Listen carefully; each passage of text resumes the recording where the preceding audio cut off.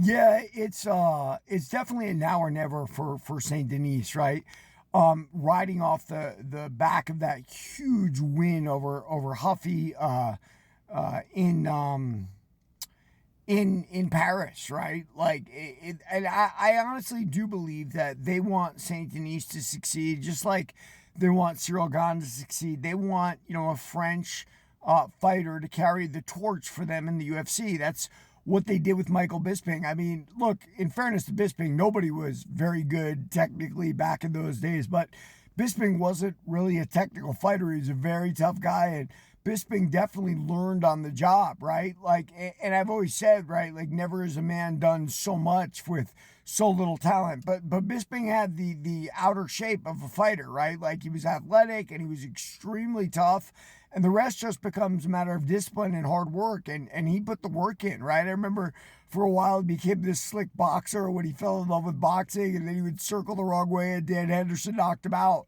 But no matter what happened to Bisping, he kept coming back and he kept fighting. He beat the greatest fighter of all time in Anderson Silva, and then he actually won the title against Rockhold, which was shocking, man.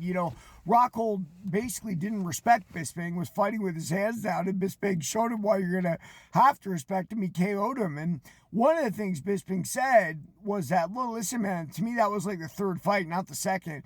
I beat him up in sparring on this day, and I wholly believe that. I mean, I know what it was like to spar with those NorCal fighters, and maybe if Rockhold got a little bit of a big head over his title and over his first victory over Bisping, that was a mistake he'll live to regret.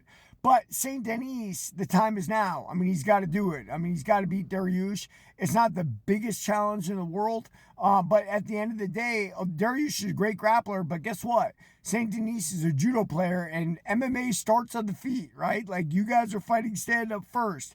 So this is his chance to pull the rabbit out of the hat, right? Like, just like they gave Michael Bisping fights that would make him better. They were do or die fights a lot of times. Very, very close. I remember Elvis Costello, I think he was an Australian guy, almost knocked out Michael Bisping with an up kick in his first UFC fight in England.